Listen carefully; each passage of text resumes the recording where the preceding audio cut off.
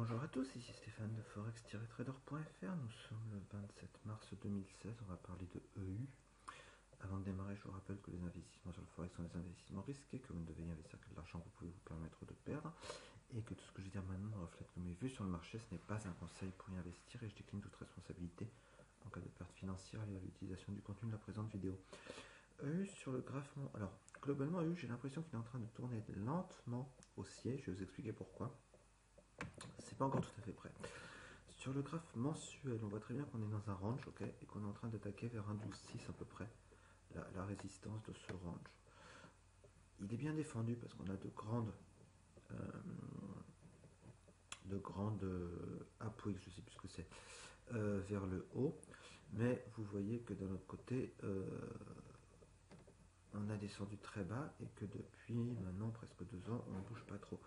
Si on passe sur l'hebdomadaire, on voit que depuis ici, voilà, depuis novembre à peu près, les chandeliers haussiers ici sont quand même assez forts comparés aux chandeliers baissiers qu'on voit.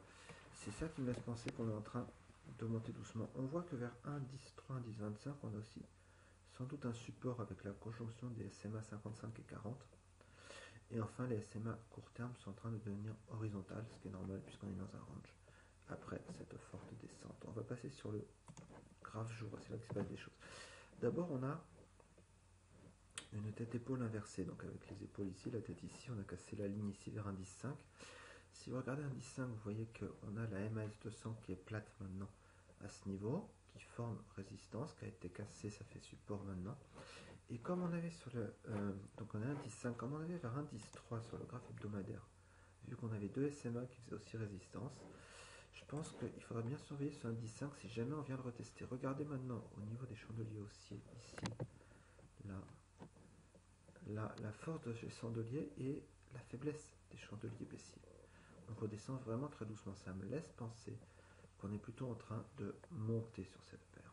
D'ailleurs, les SMA court terme sont déjà en train de s'orienter vers le haut. Donc, comment je vais traiter cette chose? Tant qu'on est au-dessus de 1,10,5, 1,10,5, 1,10, je vais plutôt essayer d'acheter la paire. Pour revenir retester ce double top qu'on voit faire un 10,3, on va prendre un peu de... faire un 13,3, pardon, ce double sommet.